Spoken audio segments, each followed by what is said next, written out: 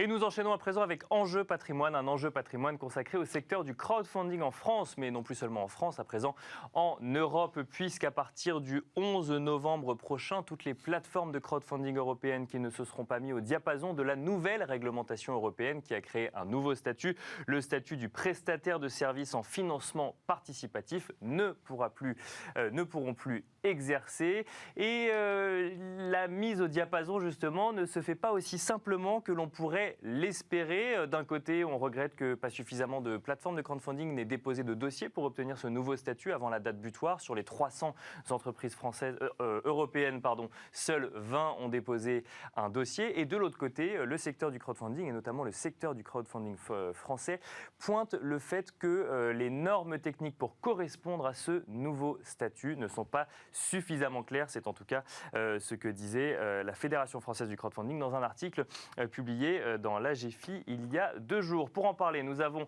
le plaisir de recevoir 2 plateformes de crowdfunding sur le plateau de Smart Patrimoine. Mathilde Clanzan, tout d'abord, bonjour. Bonjour Nicolas. Vous êtes directrice générale de WeSeed. Un mot peut-être très rapide pour préciser ce que fait WeSeed. C'est vrai que dans le monde du crowdfunding, il y a différentes spécificités. WeSeed vous permettez d'investir dans des entreprises, dans des startups, dans des jeunes entreprises. Exactement. Donc WeSeed, on est la plus vieille plateforme en France, donc une des plateformes pionnières. On a contribué notamment à l'émergence du financement participatif en France en 2014. Et on propose en effet à des particuliers d'investir à la fois dans des entreprises et dans des projets immobiliers, et donc à partir d'un ticket de 100 €. Et avec nous également, pour en parler, nous avons le plaisir de recevoir Joachim Dupont. Bonjour Joachim Dupont. Bonjour Nicolas. Alors vous êtes le PDG et le cofondateur d'Anaxago. Même question, très rapidement, comment est-ce qu'on pourrait définir Anaxago, alors qui pareil fait partie des premières sociétés de crowdfunding en France. Comment est-ce qu'on définirait l'investissement chez Anaxago? Anaxago, c'est une société qui vient de fêter ses 10 ans et qui est une plateforme spécialisée dans l'investissement alternatif, qu'il s'agisse du capital risque, en finançant des entreprises très innovantes dans le secteur de la santé, du digital ou impact, et dans le secteur de l'immobilier, avec des projets qui nous caractérisent, qui sont des projets plutôt courts et avec des rendements entre 8 et 12% depuis maintenant près d'une dizaine d'années. Donc c'est ce qui fait un petit peu ce que viennent chercher les investisseurs, c'est ça. C'est du très alternatif en ligne et de manière assez ludique. Donc vous existez tous les deux depuis une dizaine d'années, enfin les plateformes que vous dirigez aujourd'hui. Vous avez vu ce secteur se développer en France. Ce secteur se développait également en Europe, au sein de l'Union européenne, de manière plus ou moins égale. Et aujourd'hui, on a cette réglementation qui arrive. La question qu'on veut se poser aujourd'hui, c'est comment est-ce qu'on s'adapte en tant que plateforme de crowdfunding, sachant que dès que je lis un article sur le sujet, j'ai l'impression de ne lire que des critiques sur ce nouveau statut. Alors je ne sais pas si ce sera les discours que vous porterez, mais j'entends que quand un tiers des entreprises européennes en matière de crowdfunding sont françaises, on aurait peut-être dû écouter, effectivement, regarder ce qui se faisait en France, qu'on aurait dû écouter le secteur français, que finalement, quand on veut déposer un dossier pour se mettre au diapason de ce nouveau statut, on ne sait pas exactement quelles sont les normes à respecter puisqu'elles n'ont pas été publiées, alors même que la date de mise en conformité, elle, a été publiée, c'est le 11 novembre prochain. Mathilde Clanzan, première question pour vous. Concrètement, en tant que directrice générale de WeSeed, le 11 novembre devient une date butoir. Si vous voulez continuer votre activité, est-ce que vous avez toutes les cartes en main aujourd'hui pour vous mettre au diapason de cette nouvelle réglementation? D'abord, je crois qu'il faut quand même préciser que c'est une avancée. C'est une avancée que de faire connaître le crowdfunding au niveau européen, que d'harmoniser les statuts. Aujourd'hui, on a une Europe qui est en train de se construire. Donc, d'une manière générale, c'est plutôt un point positif. Et quand les plateformes, vous le disiez, aujourd'hui, tirent la sonnette d'alarme, c'est pas sur le fondement en lui-même de l'harmonisation de la réglementation, c'est plutôt sur la mise en pratique aujourd'hui. En effet, vous le disiez, on n'a pas encore reçu toutes les normes techniques. Donc il y a encore beaucoup de questions qui se posent. On a énormément de réunions avec le régulateur. Notre syndicat, donc France Finance Participative, est très impliqué sur le sujet, mais on n'a pas encore toutes les clés. Et il y a encore quelques sujets qui font qu'on ne sait pas encore comment est-ce que, quand on va déposer le dossier, exactement ce qu'il faut comment est-ce qu'il faut qu'on statue sur certains sujets. D'accord, on y reviendra peut-être après. Après, au niveau pratique, nous, ça fait un moment maintenant qu'on a commencé à lire, à prendre à tâche auprès du régulateur pour mettre en place ce dossier. Et alors, en tout cas, chez nous, chez WeSeed, on est entreprise d'investissement, on est prestataire de services d'investissement depuis 2016. Et cette réglementation aujourd'hui qui arrive, elle est finalement un peu plus allégée que celle que l'on avait mis en place. Donc, au niveau français? Au niveau français, d'accord. Exactement. Donc pour nous, c'est les exigences sont moindres que ce que l'on avait mis en place depuis 2016. Donc évidemment, on le voit de manière sereine et on a en plus structuré les équipes en interne. On a des équipes de contrôle interne, on a une compliance officer. Le contrôle interne fait partie intégrante en fait de notre organisation aujourd'hui. Donc voilà, aujourd'hui c'est chronophage. On va déposer le dossier, mais il n'y a pas de crainte particulière. Et chez Anaxago, du coup, j'imagine que c'est la même chose, il n'y a pas de crainte particulière, mais ce qui est mis en avant, d'ailleurs, c'est plus des lourdeurs administratives qu'une crainte du secteur français, puisque finalement, je pense que ça a été un des premiers en Europe à légiférer, enfin, la France a été une des premières en Europe à légiférer sur le sujet. Il y a un petit peu le phénomène, une fois qu'on passe l'effet gueule de bois, de dire... il va falloir tout changer. Non, pas forcément tout changer, c'est même la philosophie. La France était le premier pays à légiférer. On est passé de 1 million d'euros de plafond jusqu'à 8 millions, c'était le plus élevé au niveau européen. Il y a 2 gros marchés en Europe, enfin, il y avait le UK et la France. Finalement, on s'adapte à un modèle plutôt anglo-saxon, qui est un modèle d'intermédiation pure, alors qu'on avait un modèle français de conseil aux investisseurs. Et là, on change de philosophie. Une fois qu'on a accepté qu'on changeait de philosophie, qu'on passait de 8 millions à 5 millions d'euros, oui, parce que c'est un des grands points, c'est pas le seul, mais effectivement, maintenant, toutes les plateformes au niveau européen ne pourront pas financer de projet à plus de 5 millions d'euros. Voilà, donc c'est un des grands points, sauf à faire appel à des investisseurs professionnels, et donc on sort un petit peu du pur modèle du crowdfunding, mais c'est quand même une partie importante maintenant de la collecte des plateformes. Donc une fois qu'on a passé ce point-là, il faut savoir aussi d'où on vient. Nous, on vient d'un modèle où il n'y a pas du tout de réglementation, qu'on a créé de toutes pièces en 2013-2014 avec les acteurs du secteur, et donc que tout ne soit pas encore écrit. Vu d'où on vient, pour nous, ça ne nous choque pas forcément. Effectivement, de la même manière, on est société de gestion de portefeuille, on est conseiller d'investissement financier, donc on est très régulé.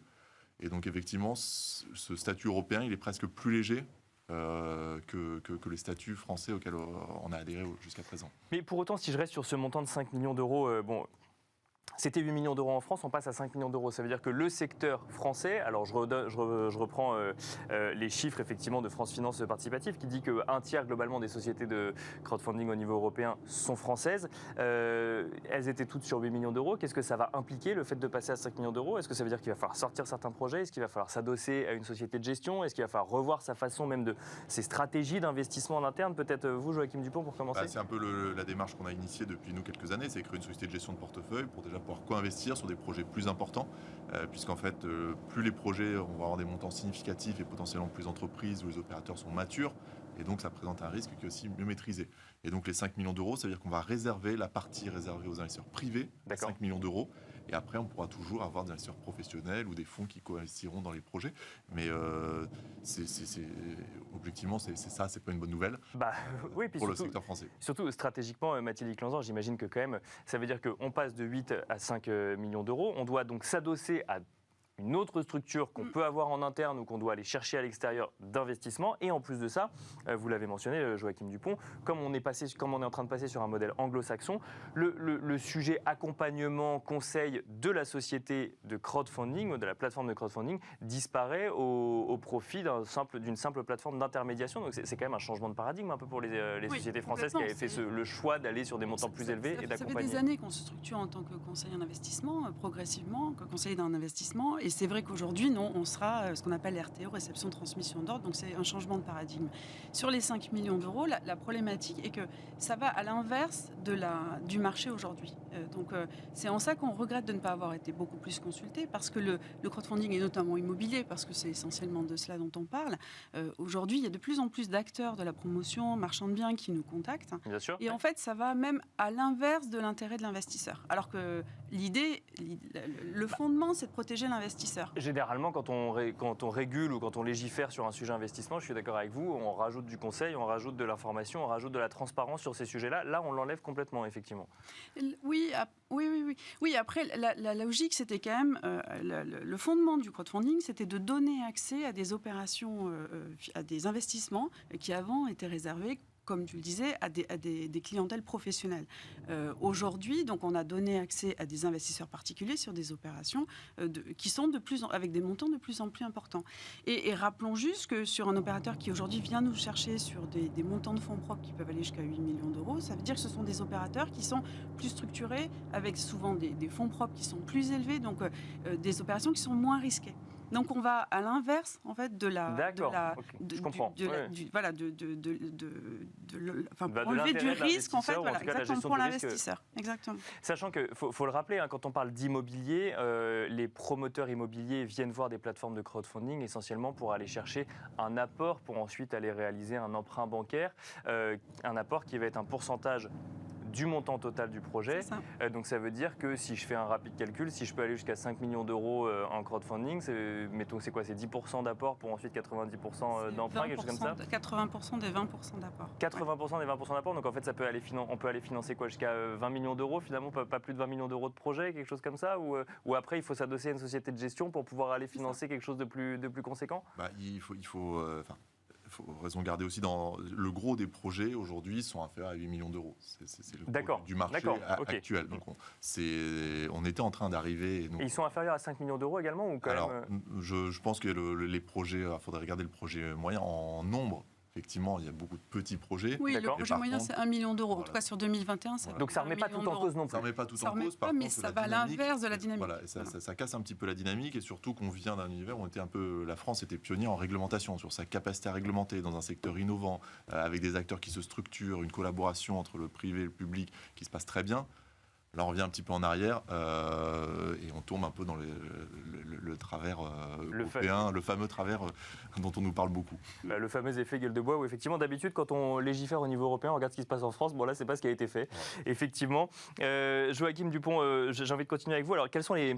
Là, donc, jusqu'au... Si ça n'est pas décalé d'un an, parce qu'il y a aussi cette possibilité, effectivement, que la mise en conformité vis-à-vis donc, de ce statut prestataire de services de financement participatif, soit décalé d'un an. Aujourd'hui, pour déposer un dossier, quels sont les points bloquants quand on parle de normes techniques? Quels sont les points bloquants? Nous, notre univers, c'est de gérer la complexité dans l'investissement, dans la technique, dans le web, et proposer aux investisseurs d'investir dans le non-coté de manière aussi simple que le coté. Donc, en fait, on vient d'un univers complexe. On s'est créé il y a 10 ans, donc c'est très personnel, mais il n'y a pas de point bloquant dans l'absolu. Il y a peut-être des zones d'ombre, il faudra trancher, mais c'est notre métier au quotidien d'entrepreneur. Donc, je ne vois pas de point bloquant qui ferait qu'on ne pourrait pas sortir. Est-ce qu'on sortira de manière parfaite l'ensemble des enjeux techniques? Il y a beaucoup d'enjeux techniques, il y a des enjeux de conseil qu'on va devoir abandonner, il y a tout un sujet de gestion des fameux KYC, la connaissance de son client. On change de paradigme, et donc comment on communique à nos clients le fait qu'ils seront plus conseillés, etc. Ou est-ce qu'on maintient un conseil sans la réglementation? Même si c'est pas exigé, oui, voilà, pour moi, c'est plus des choix d'entreprise. Et effectivement, on aurait un délai un peu plus long. Tout le monde serait forcément plus à l'aise parce que c'est un changement qui est assez brutal. Maintenant, si c'est la contrainte réglementaire, en tant que parmi les premiers acteurs du secteur, on s'y pliera et le dossier est prêt et on s'y pliera. Donc vous dites globalement, si on pouvait avoir un délai plus long, ce serait mieux, mais s'il n'y en a pas, on fera avec, quoi. Pas dans l'habitude de trop se plaindre, donc on essaie de pas trop se plaindre, mais c'est plus une philosophie. Mais dans l'absolu. Oui, mais moi j'essaie de comprendre quand même pourquoi est-ce que dès que je lis des articles sur le sujet, il y a quand même un besoin effectivement d'exprimer un malaise du secteur. Même question, Mathilde Clanzan. Donc est-ce que vous allez me dire qu'il n'y a aussi pas de point bloquant sur le sujet? Non, bloquant, je suis assez d'accord avec Joachim. On fera avec, on a toujours fait avec, et on collabore très bien avec les autorités aujourd'hui. Donc on ne peut pas dire que vraiment à partir du 11 novembre, on ne pourra plus opérer. C'est pas vrai. Ce serait, en tout cas, ceux qui le souhaitent pourront continuer à opérer. Chez nous, il reste des zones d'ombre dans le sens où, comme le disait Joachim, nous, on fait aussi du private equity. Donc, on propose d'investir dans des sociétés à impact, dans la santé, dans la transition énergétique, dans lesquelles on propose de prendre des participations, de devenir actionnaire. Bien sûr. Et pour ça, on avait un montage sur lequel on montait des holdings d'investissement qui regroupaient les investisseurs et qui nous permettaient de représenter les actionnaires auprès des dirigeants. D'accord. Et aujourd'hui, la règle sur le conflit d'intérêts fait qu'en tant que plateforme, on ne pourra plus investir, même si c'était des montants infinitésimaux, voilà. Mais en tout cas, on représentait l'investisseur. Aujourd'hui, ce sont des vraies questions sur les conflits d'intérêts versus alignement des intérêts. C'est-à-dire que nous, on considère, par exemple, qu'en tant que plateforme, on a un rôle de représentation de la masse et donc de protection de l'investisseur aussi, face, entre guillemets, pas aux dirigeants, parce qu'évidemment, tout le monde est coopératif dans l'histoire et c'est l'objectif, c'est de fonctionner ensemble. Mais la vraie question aujourd'hui, c'est quelle place la plateforme va pouvoir prendre dans ce schéma-là. Et on n'arrive pas vraiment à avoir des réponses. Ou en tout cas, les réponses aujourd'hui ne sont pas satisfaisantes. Est-ce qu'on revient dans cette logique de ça n'est qu'une plateforme de mise en relation et on ne sort pas de ce rôle-là? Et donc, effectivement, des montages comme celui-là sont remis en question. Exactement. Là où nous, on pense qu'on a une vraie valeur ajoutée dans la défense de l'investisseur. Merci beaucoup à tous les deux d'avoir détaillé en plateau un petit peu les différents points bloquants. Alors on n'a pas pu tout traiter, mais je voyais effectivement qu'il y avait des sujets effectivement de simuler la capacité à supporter des pertes. Mais bon, ça j'imagine que vous le disiez, c'est aussi des sujets d'entrepreneurs, hein, de regarder avant si on peut supporter les pertes ou non d'un investissement. Je rappelle quand même qu'on a mentionné un certain nombre de rendements. Chaque rendement est associé à un risque. Ça effectivement, j'imagine que dans les accompagnements que vous faites aux épargnants, vous le rappelez à chaque fois. Merci en tout cas Joachim Dupont, PDG et cofondateur d'Anaxago. Merci également Mathilde Clanzan, directrice générale de WeSeed. Et merci à vous de nous avoir suivis. Je vous donne rendez-vous demain à 13h pour un nouveau numéro de Smart Patrimoine.